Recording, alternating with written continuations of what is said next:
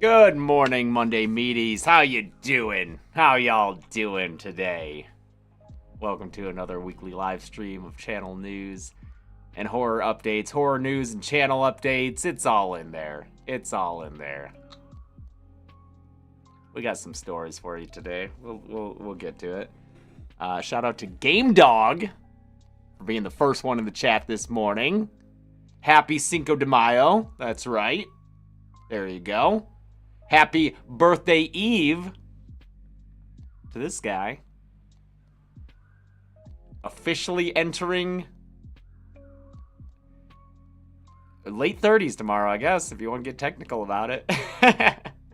I'll be 36 tomorrow. Oh, that's getting there. It's getting there. What, I got a couple years left on this planet? Nah, just kidding. Just kidding. I'm in my prime, baby. Mug of the day. For no reason at all.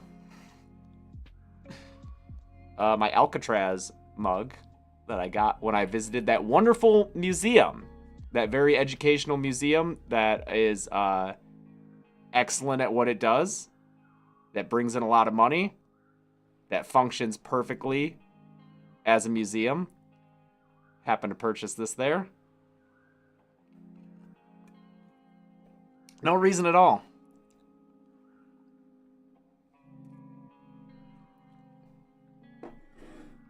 It's a great museum, Haley. It's a real good one. Let's talk about some horror news. Squirter or Cream Team? What? Why are you vulgar? What is that, dude? Oh boy. All right. Here, let's this is fun. This is a fun story to hop in on. Charlie XCX, one of last year's top pop girls, is going to star in and produce a film made by Takashi Miike. Is that how you say it? That's how I've always said it. Takashi Miike. Maybe it's Takashi Miike. I'm pretty sure it's Takashi Miike. In his next film. He did Audition, which is great. He did OG Oldboy, right? Itchy, the Killer, right? That's him. In The Club, we all love Charlie XCX. This is fun that she's going to be in that. There's not really any... He didn't do Oldboy. I'm sorry. That's Park Chan-wook. My bad. And then that movie is Korean, not Japanese. So my bad on that. That is incorrect. But he did do Audition in Ichi the Killer. So there you go. What's funny though is, okay, so we don't really know anything about this movie other than that Charlie XCX is starring in it, and I have failed foreign films. I apologize. I'm sorry. What's funny though is that the other headline, Takashi Miike is going to be directing a movie for Neon. Bad Lieutenant Tokyo. The Bad Lieutenant movies are fucking nuts, y'all. There's a Herzog one. Did he do both? Did Herzog do both of the Bad Lieutenants? Because there's an original one, and then there's the new the Nick Cage one, Port of Call New Orleans, from like the late 2000s maybe. Oh, Herzog just did Port of Call New Orleans? Oh, Ferreira did the original. That's right. Okay. That's right. Okay. They're fucking crazy-ass movies, so it's good that we'll get another crazy-ass filmmaker making a Bad Lieutenant movie. But Liv Morgan's gonna be in it. WWE's and Chucky's own Liv Morgan. In fact, she's like leaving...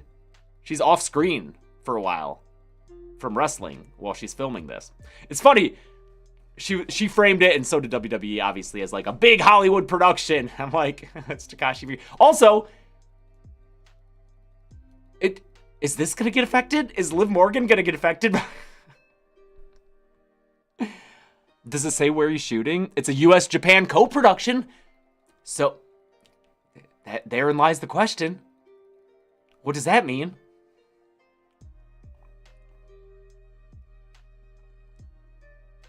Does it say where it's shooting?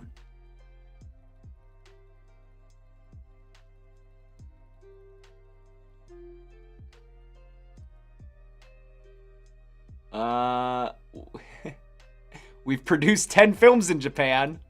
It's a fertile place to create and distribute films, they say. On April 30th.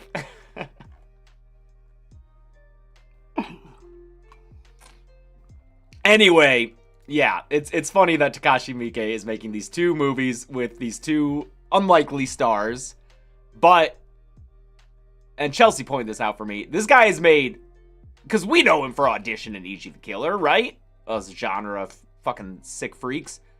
But he's made so many movies of just various genres. I don't know about this. Directed over 100 films since 1991. I maybe that's true. But at least when you look at his filmography on Wikipedia, like, it's not 100. So maybe it's not just listing some. But, like, look at all this. What is this? 4 movies in 2007? What do we got here? A Japanese action comedy film. A Japanese fantasy adventure film. A crime thriller. A mystery thriller. JoJo's Bizarre Adventure. People are always talking about that, right? Thanks, Herculad. So, he's just...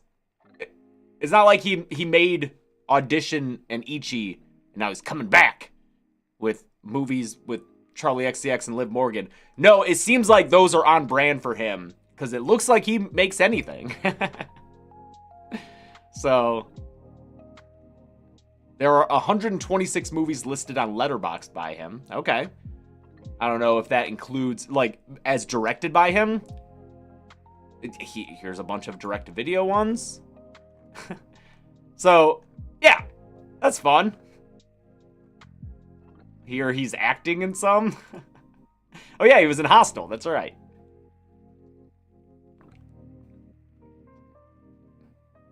Anyway, those will be fun to look out for.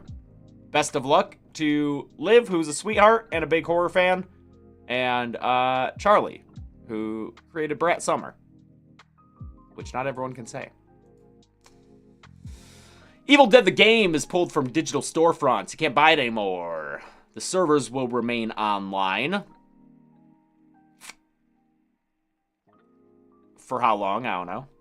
Do we know why? Why it was pulled? I was reading it.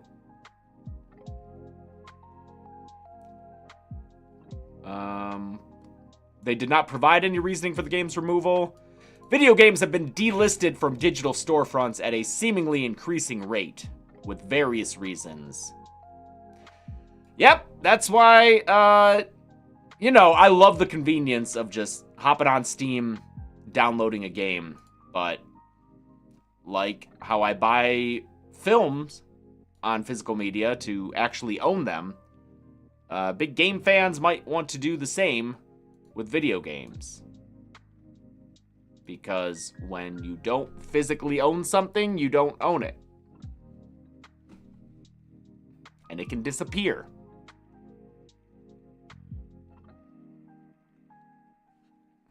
But I will say, you know, the Steam or Epic Games, the downloading a digital game, I just think back to when I was a gamer in high school and we all wanted to play like Battlefield Vietnam, and then we had to like buy the physical game, or like it would come out and it would just be like, oh, I don't have it yet because I haven't gotten to the store yet.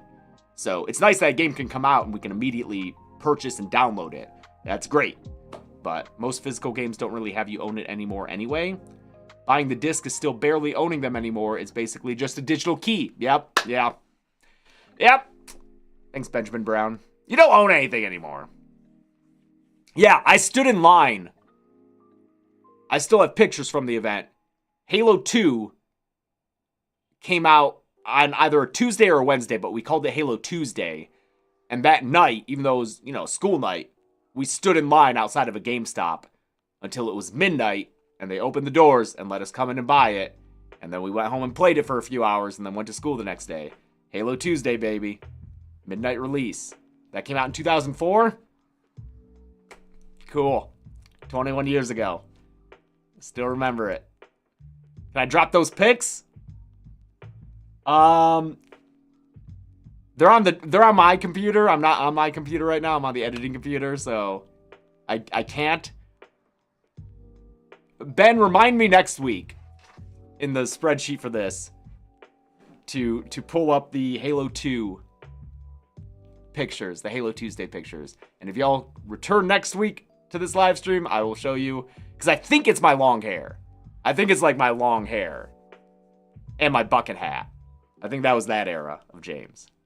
So just return to the live stream next week, and hopefully I'll have those pictures for you. Speaking of which, Ben Bellevue, our producer, brand manager, who is the one who makes these live streams possible by collating and acquiring all these news sources and then putting them in a spreadsheet, and then me going like, I'm not going to talk about half of these today because I got to talk about something else. But we do have 2 more things to talk about first. Oh, there. We're getting there. We're getting there, deadline. Shudder acquires Good Boy. This is the dog movie. Ben got real excited when he saw the kind of dog it is. What is it, Toller? Duck Toller? Nova Scotia Duck Tolling Retriever. Yeah. Chelsea and I saw this at Overlook. If you listen to our podcast episode about all the Overlook films we saw, you know how we feel about this. Not our favorite, but the absolute best dog acting I have ever fucking seen. Absolute best dog acting I have ever seen. And this dog's not even a dog actor, dude. This dog's just a dog. And it took them 300 days.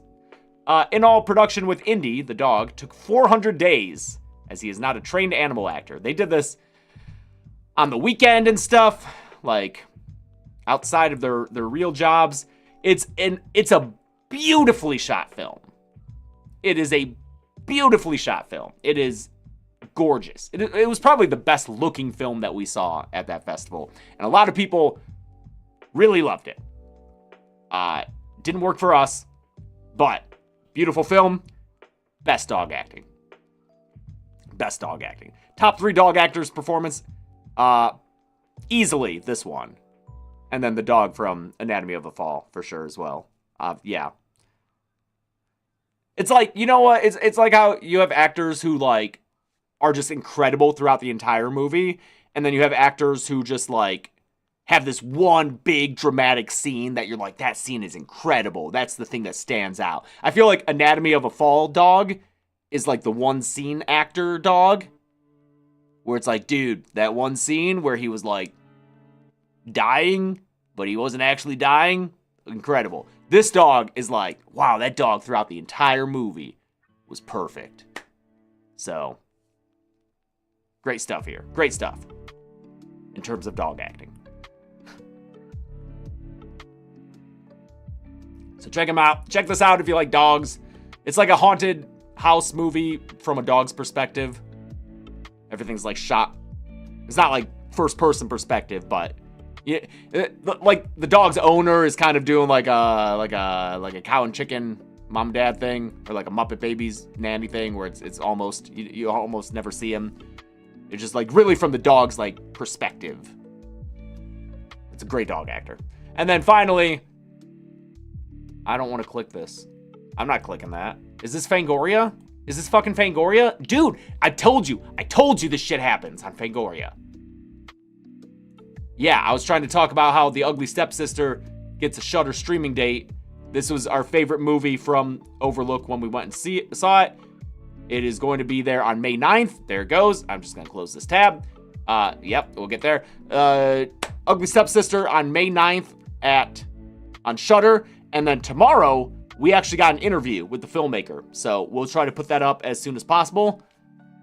Super excited. She's in Oslo because she's Norwegian. So we had to really figure out the time difference there. But excited for that. She's fantastic. Check out that interview if you like hearing wonderful filmmakers. She is effervescent. Was that interview also filmed in the back rooms like the Drop director? No, we're filming it tomorrow. virtually. Zoom. So, it won't be out tomorrow. We're filming it tomorrow. You just got back from Oslo, Ryan. Wow, that's fun coincidence. I'd love to go sometime. Ugly Stepsister, great. Check it out on Shudder, May 9th.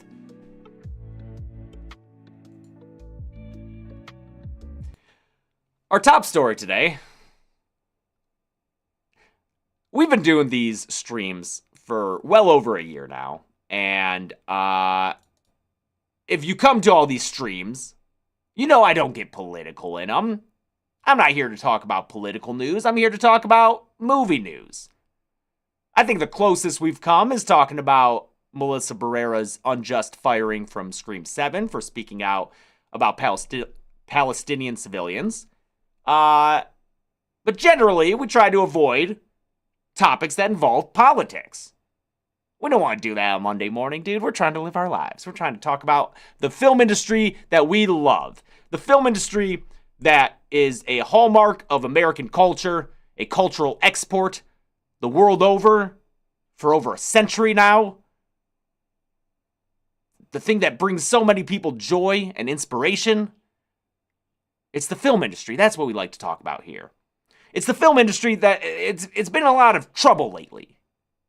We've been getting hammered, man. This whole fucking decade so far. COVID affected everyone, obviously, but it hit the film industry as well. Then we start to recover from that. We get the strikes happening. Strikes, which, those things had to be discussed and hammered out, but it hurt the industry as well while it was happening. And then then our city was on fire at the beginning of this year. There's a lot of problems. Not to mention the changing landscape when it comes to streaming, when it comes to competing media, video games, online videos, all sorts of things that, yes, and Ben makes a good point. Everything is politics. Some stuff just less noticeably so. But the film industry it's we're struggling over here. We're struggling. We're trying. Last night, President Donald Trump threatened a 100% tariff on foreign-made films, saying that the U.S. movie industry is dying. Now, I saw this headline last night, and when I saw it, I try to appraise each individual thing on its own merits. Okay? For instance, I don't know if it actually happened, because, there's a lot of wavering with this guy, but I think Trump halted production of The Penny. Great. I'm all for that, dude. That's awesome. We don't need a fucking penny. We don't need a fucking penny. Get out of here. Costs more than it makes get out of here. So good. So when I saw this headline, I was like, is this a good thing?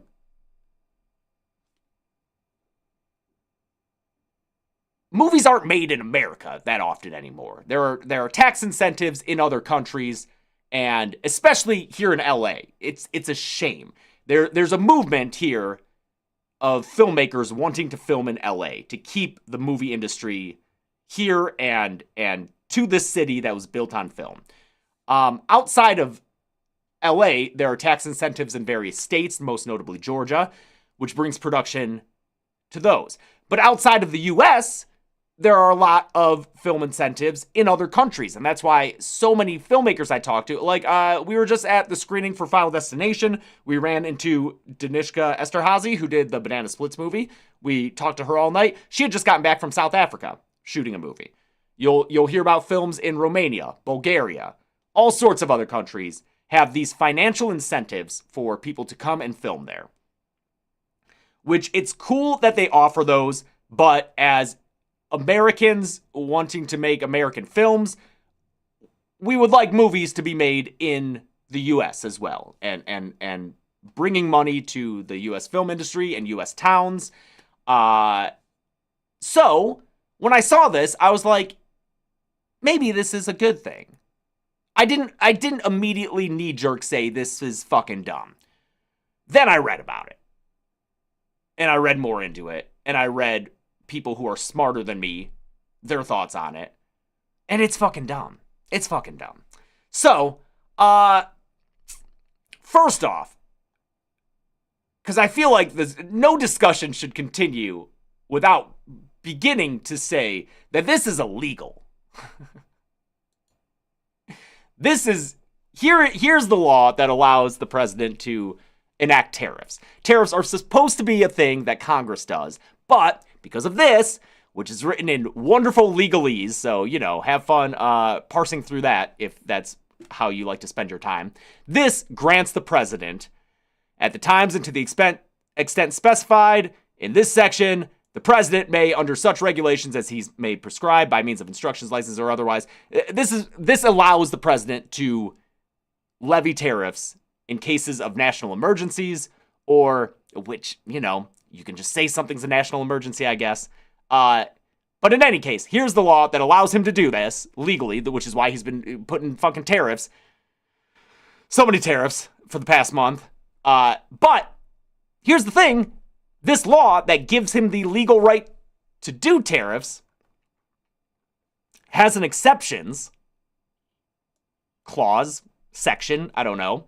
The authority granted to the president by this section does not include the authority to regulate or prohibit the importation from any country or the exportation to any country, whether commercial or otherwise, regardless of format or medium of transmission, of any information or informational materials, including but not limited to films. You can't do this. You specifically can't do this, dude. Does it matter? I don't know. Who the fuck's gonna do anything about it? Is the place we live in right now. But just to start off, you can't do this. And it's dumb that, for instance, this AP News article doesn't mention that because it's illegal. But I guess that doesn't matter anymore, right? Okay, so that's the first thing. Just gotta be clear.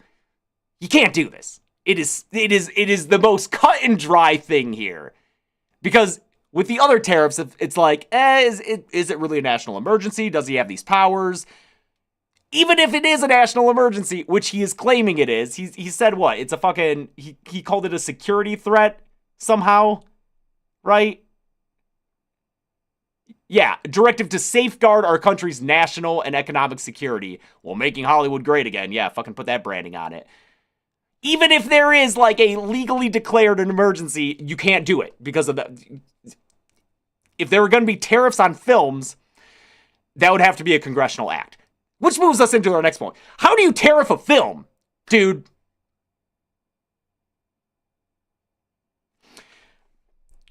$100% tariff on any and all movies coming into our country that are produced in foreign lands. Coming into our country? How?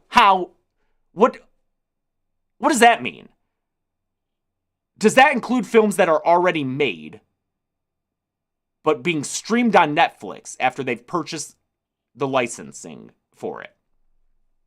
Does that mean Blu-rays? Would Blu-rays of foreign-made films cost more? Would movie tickets at the theater for a foreign film cost more than a domestic film? What's a foreign film? What qualifies as a foreign film? Is it any movie that is shot overseas that gets another country's tax incentive? A lot of movies shoot in the US and overseas. Some movies shoot in the US and then do post-production overseas or in Canada. Not even saying overseas. Canada, huge post-production and production. Canada takes a lot of work from us. How do you tariff a film, dude? What does that mean? Is Takashi Miike's movie going to be tariffed? When does that tariff get applied? At what point in the whole process of production, post-production, marketing, distribution, purchasing a what is it? Okay.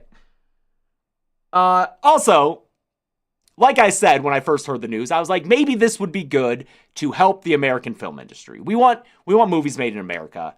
We want American filmmakers and creatives to get job opportunities. Maybe this would help. Apparently, a lot of filmmakers have been pushing for like federal film incentives. I was talking about the state film incentives in various states, Georgia, I think the Carolinas, North Carolina, a whole bunch of them have incentives. And what that means is like if you come there, you make your movie there, they'll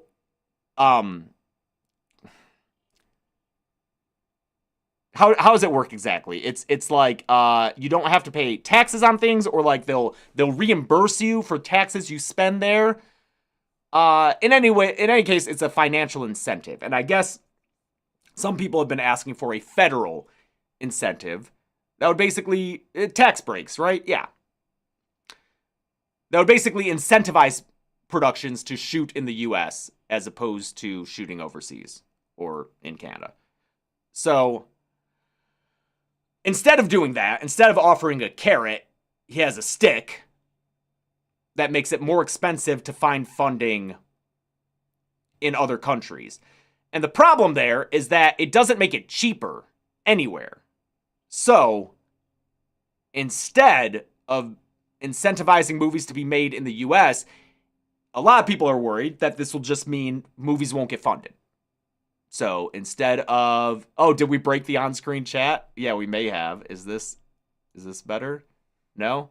Okay, sorry that the on-screen chat's not there. I didn't realize that. So basically, the concern is that instead of movies being filmed overseas, movies just won't get made, especially independent films. It's hard to find funding for a movie. You might not think that based on like just seeing the end result of movies coming out, but a lot more movies don't get made than get made. Finally, if other countries were to enact reciprocal tariffs, meaning if they were to begin tariffing American films, that'd be bad. We export way more than we import. Foreign countries have way more American films in their theaters than we have of foreign films. Way more. Like I said at the top of this, it's a cultural export. It is one of the things it's one of the most American things we've got is Hollywood. With all its troubles, with all its foibles. So if we were to lose the foreign market, the international market, that'd be real bad for movies. Movies, unfortunately, in my opinion, tend to rely on that box office from the international markets nowadays, and are sometimes, tailor their movies for those markets. But, yeah. China said they're considering not importing American films. Cool. For instance, Until Dawn. Until Dawn came out, unfortunately, in the wake of Sinners, unfortunately for it, and didn't make a lot of movie domestically. It made more money internationally, where Sinners is not doing as well. So Until Dawn, because of the international market, will likely turn a profit, and Sony will be happy that they made this movie and perhaps make a sequel that's maybe more accurate to the game. Not if there are reciprocal tariffs. I think this is because Parasite won the Oscar. He was so mad when Parasite won the Oscar, dude.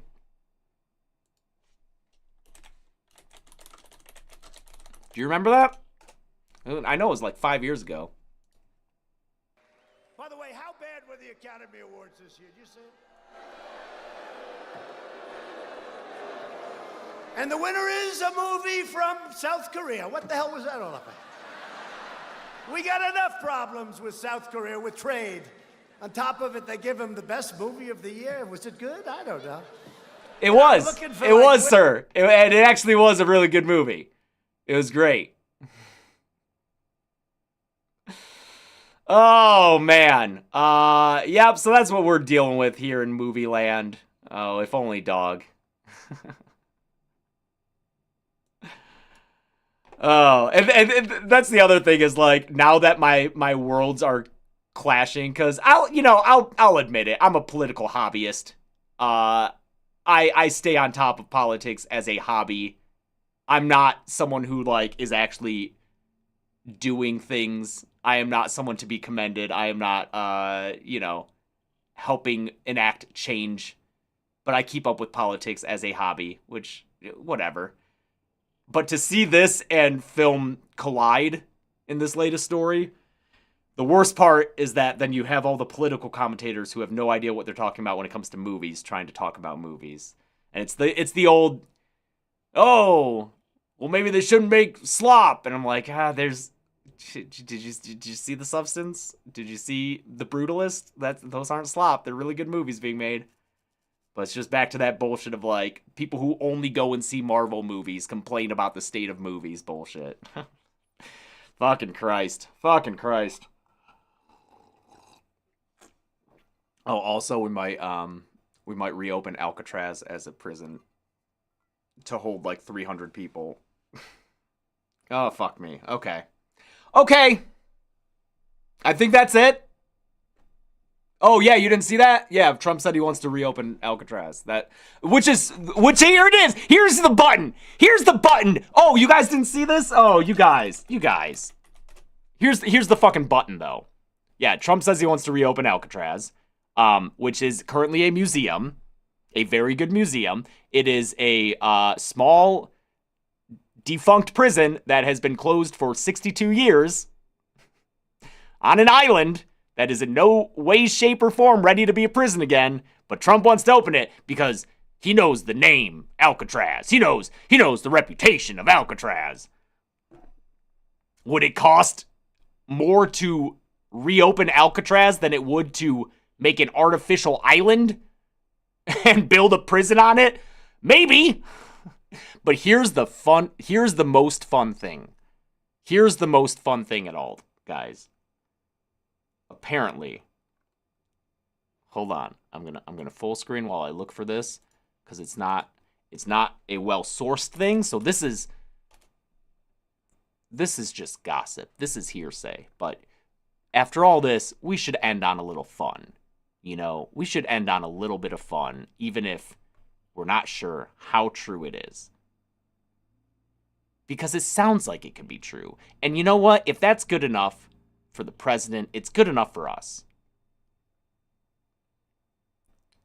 There is unconfirmed/uncorroborated speculation, with no valid source yet, that the announcement of the tariff threat on foreign films, as well as the announcement to reopen the Alcatraz prison, came after the president participated in a screening of the 1979 film Escape from Alcatraz at the Mar-a-Lago Resort. If that's true, I would not be surprised. Because that's the way this guy operates. He saw a movie called Escape from Alcatraz. He thought, why don't we do Alcatraz anymore? And why don't we make movies like this anymore? You see Parasite just bubbling up in his head as he says that. I don't know if that's true. But would you be surprised if it is? Okay.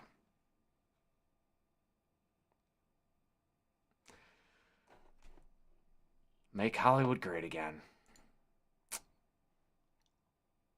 Movies coming out this week. Field of Screams. Great name. I don't know what this is. The Moo guy? Oh, wait. Oh, from the producers have talked to me. Okay, I think I've heard of this. A young Aboriginal couple welcoming their second child. I've heard of it because I talked about it on my Patreon live stream that I did over the weekend where we looked at Bloody Disgusting's 25 horror movies coming out over the summer. So I saw that there. Finally, Clown in a Cornfield's coming out. If you guys like fun slashers, definitely check this out. I'm a little disappointed by the lack of marketing I've seen for this.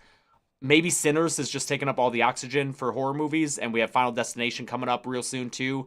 But if you like fun slashers, if you like Final Destination type movies, I guess it's not Final Destination type like The Monkey is, where the deaths are kind of elaborate, but tonally, I think it would fall into a Final Destination type. It's just a fun slasher. It's really funny. It's got great kills. It's got a good cast. Like, check this out if you have the time. So, yeah. Yeah, Adam Caesar, he's marketing the movie a hell of a lot, and he's a really great guy. The guy who wrote the novel that the movie's based on. He's so nice and friendly. We met him at Overlook, hung out with him a bit. He's just so cool. And then Eli Craig directed it and wrote the screenplay based on the novel. Eli Craig did Tucker and Dale versus Evil. I feel like almost everyone likes that movie, right? It's a funny, clever twist on slashers. This is the same guy. And this isn't the same kind of meta take on horror movies like that one is, where like it knows it's a horror movie, but it's funny still. So definitely check this out if you can. Again, I'm sad that it's not getting more hype, because I think it'll be a crowd pleaser. It's really funny, great kills, and I hope it does well enough to get a sequel. Okay, Dead Meat news.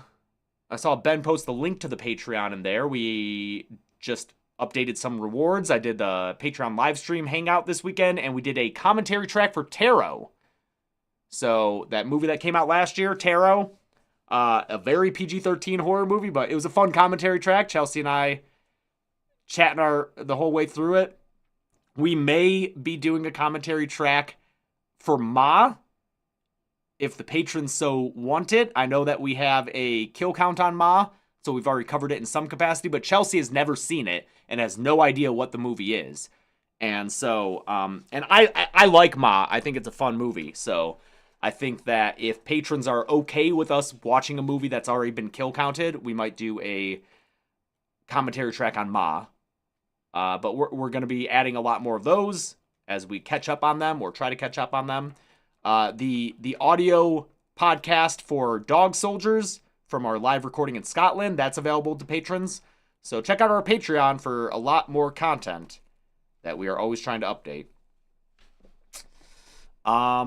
We've also got a kill count this week. The Until Dawn video game is coming out, a Zoran episode. This is maybe my favorite video game kill count script. I really like this one. I think it's really funny. It's very easy to follow. And I'm really proud of Zorn for it. So check out Until Dawn. Kill count this Friday. Early release for patrons. How long is the Until Dawn kill count? I think Zorn really wanted to reel it back after the feature length Last of Us kill count. So I think this is going to be like an hour, which is coming out to be like the standard video game kill count length. It will be the last video game kill count before the summer hiatus, correct? We'll be back in, I believe, September. I think we're taking June, July, and August off for video game kill counts. Season break. There you go. It's not a hiatus, it's a season break. This is the end of Season 1 of video game kill counts. Season 2 or Season 1B, I don't know. However we decide to initiate that. It'll be in September, we are pretty sure. We're pretty sure.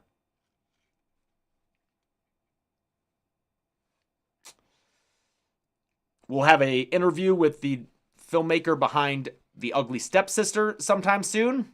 Maybe this week. And we will be in Texas soon for Texas Frightmare, which I'm excited about. It's always been our favorite horror convention. We've never gotten to table there before. So we're excited to be there all 3 days. If you are in the area or just attending from elsewhere, please come see us. Can't wait. How many people are going to be there in the chat? Texas Frightmare. We've got a great lineup this year. Great lineup. I mean, it always has a great lineup. We've got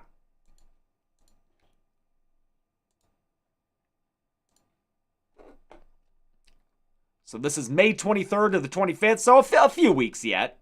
In Irving, Texas. That's near Dallas, I believe. And these guests, we've got... I think there are still some tickets. So if you haven't gotten it, maybe I can incentivize you to go. By showing you the guests. We've got our Reanimator pals, Bruce Abbott. Oh, we got Charlie Band. Puppet Master himself. Betsy Baker from Evil Dead, great. Melissa, fuck yeah. We've got, Linda Blair will be there, awesome. Patrick Bryce from the Creep movies. Jasmine Savoy Brown from the Scream sequels, the new Scream movies. Bruce himself, the man, Bruce. There's Jeff and Barbara from Reanimator. Sybil Danning, legendary Scream Queen. We've got, Dana from the Ash vs. Evil Dead TV show. Bill Duke from Predator, Mandy. Griffin Dunn. Look, there's us. We're from Scream and the Kill Count. Mark Duplass from Creep, great. Kevin Durand, amazing guy. Wow, big Abigail, big like radio silence contingency here between Melissa and Jasmine and Kevin. Elliot from the Terrifier sequels, Kane, mainstay. We got all the Terrifier folk between Elliot, Lauren, Damien. Also David Naughton. Oh, Adam Marcus. Catherine, there you go, another radio silence pal. Like this Devin, Tom, Shawnee, Cole Sprouse, like this Alyssa Sutherland, prime rib winner. Alyssa Sutherland. There's David from Terrifier. Alicia from Abigail. Like this is so stacked, dude. This is so stacked. Can't wait. So get your tickets for that, and then if you're in the area and you're not too tired after 3 days of awesome horror convention, you can come to the Dead Meat live show that we're doing that Sunday night. It'll be Sunday, May 25th. Do we got a link for tickets to that in the chat? Is that our link tree? Right? What was that? Linktree.e/deadmeat. Is that right? That's right. Is that not on there? That's not on there. That should be on there. We should definitely have tickets to our live show up there, and also the Texas Frightmare link. Will there be a VOD? We are trying. We are hoping to. Because especially when we travel for a convention, that means that we don't have our local people that we usually rely on for filming things. So it's like, hey, do you know anyone in Texas who can like film this thing for us? So we are hoping to film it for a podcast release. And here is the link for the tickets for the show. Pre-Kindle. The link was just posted by social media coordinator Michael. Thank you very much, Michael. And we are going to be doing, an episode of the Dead Meat Podcast talking about The Swarm. This is a movie from 1978, 79, and it is 78. It's set in Texas, which is why we're doing it, but it has also been considered one of the worst films ever made. So very excited to do that. This is at the Texas Theater, which is a theater that apparently Lee Harvey Oswald hid out at after shooting JFK. That is apparently what happened. So, can't wait for The Swarm at the Texas Theater. Get your tickets now. Cannot wait. It'll be a lot of fun. Was Michael Caine in this movie? Was he? There's a name in it. I forget who it was, though. Is it Michael Caine? It is Michael Caine. We got Michael Caine. Michael Caine. He's going to be in there. Anyone else? All these black and white pictures. Slim Pickens. Oh, Henry Fonda? Okay. Great. This is going to be a lot of fun. Cool. Can't wait for that. Oh, it did get an Oscar nomination. That's right. Was it for costume design? I love when that fucking happens. Norbit is always my go-to of like movies that are just so fucking garbage, and yet, yeah, they get an Academy Award nomination for like a technical thing. So the costumes are gonna be good then. Great. Yeah, Norbit. You know Norbit? Norbit is Oscar nominated, dude. For makeup and effects. No, Norbit. Eddie Murphy, starring Eddie Murphy and Eddie Murphy. I've told this story a lot, but Norbit is a movie that my idiot friends and I, because what year was this? 2007? 18, was it? Wow, I would have been 17? 17-year-old James. Oh, man. And his friends got high as fuck and went to go see Norbit. Could only sit in the front row, because that was movies back then. Back in 2007, Norbit would have a packed theater and you'd have to sit in the front row. And we made it about 10 minutes into that movie and we left. Because we just kept looking at each other. We were like, dude, this fucking sucks, dude. This movie couldn't entertain a group of high-ass high schoolers. And we fucking dipped 10 minutes in, man. But it was nominated for an Oscar for Best Makeup, thanks to Rick Baker. But what did the Oscars know? They gave their Best Movie Picture to Parasite. That's a South Korean movie. What? What the hell's going on with that? Was it any good? I don't know. I think that's all we got. Anything else? I don't want to do trailers. I'm not in the mood. Kind of woke to leave Norbit. I don't even know how to begin to break that down on if that's in any way accurate. Oh, boy. Okay. Yeah, no, I know the Weapons trailer is out, dude. I don't know. I'm not in the mood. To watch a trailer. I'm sorry. Okay. Thanks for joining me. We'll be here next week, and we'll see what's happening. Where we'll probably have 5 back and forth updates on the tariffs, because that's how we operate in this very unserious country. If you do want to watch the trailers, make sure you subscribe to the newsletter. That goes out every Sunday. That's put together again by Ben, and I finally was able to write a section in it again this week. So make sure you subscribe to the news. Do we have a link for that? Because listen, here, I'm going to say this, Ben and Michael. I went to deadmeat.rip, our wonderful website, by the way, and I scrolled down to newsletter, and I typed in my address, and I hit enter, and then I wasn't on the subscriber list when I did that. So I had to go to the like Beehive site specifically, put in my email address, and that got me on the list. So can we make sure that this is working properly? And in the meantime, do we have a list to like the Beehive more specific site for people to subscribe to the newsletter, which again is a very good newsletter. It's a good newsletter. Yeah, I'll be in Vegas this weekend for my birthday. If you see me, don't be afraid to say hi. I'll be with friends though. So just a quick hi. I'll do a quick picture. That's no problem. Don't be afraid. What's my favorite Kylie song? I saw Kylie Minogue over the weekend. Fantastic fucking concert. Fuck yeah. Oh, she's so good. You know what?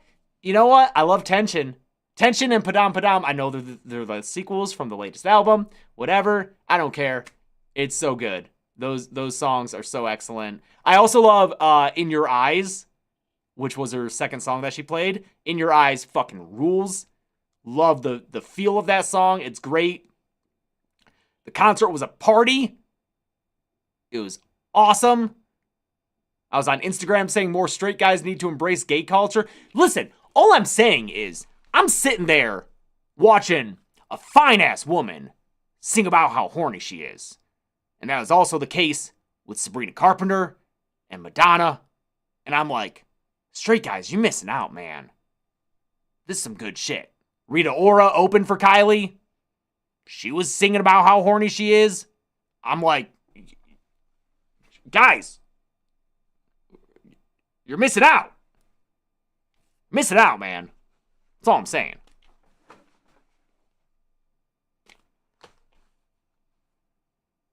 Missing out on hot, horny women. And also really good music. And a great crowd. It was a great crowd.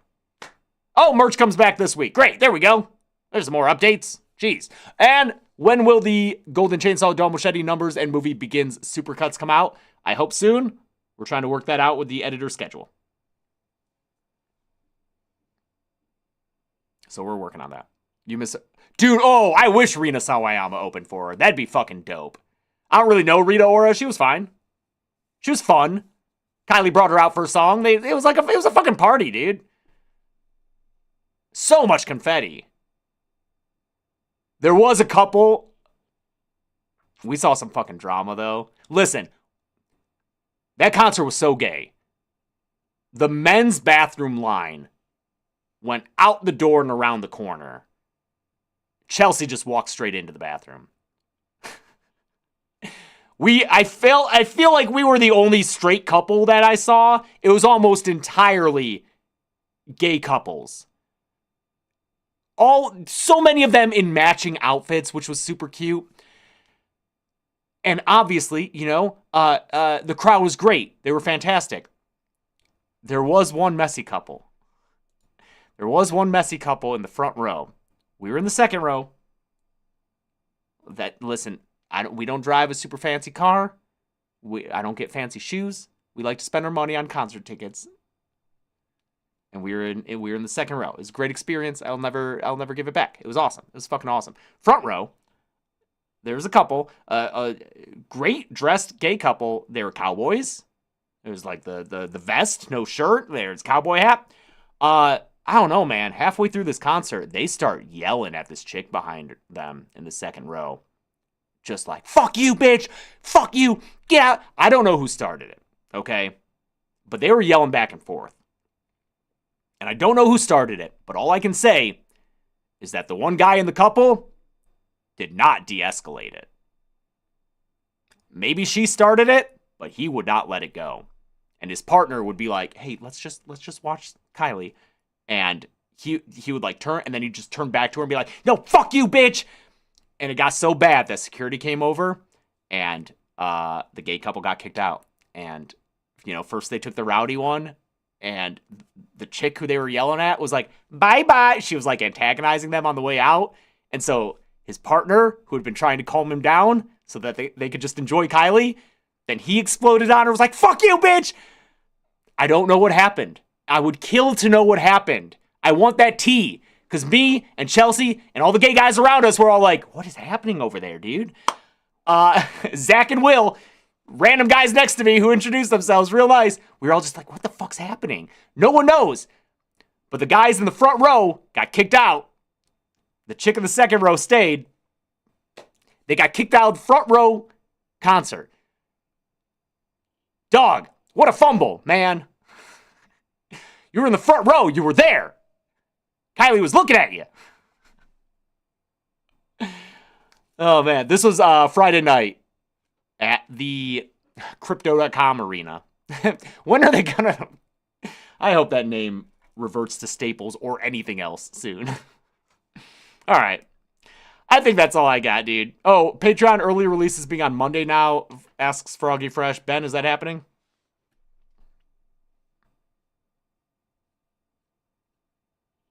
Yeah, dude, listen, the money they must have spent on those front row tickets only to get kicked out. Guys, whatever that chick did, just zen out, Just ignore it, move on, and stay focused on Kylie. Ben said maybe about the Monday releases. Stay tuned. Okay. That's all I got, I think. As we come up on the hour. Thank you so much for joining me. I love these fucking streams, dude. Yeah, checkmate for that chick. And then some. All right. I guess we can, you know what? Let's play us out. Thanks for stopping by. We'll see you next week. See y'all.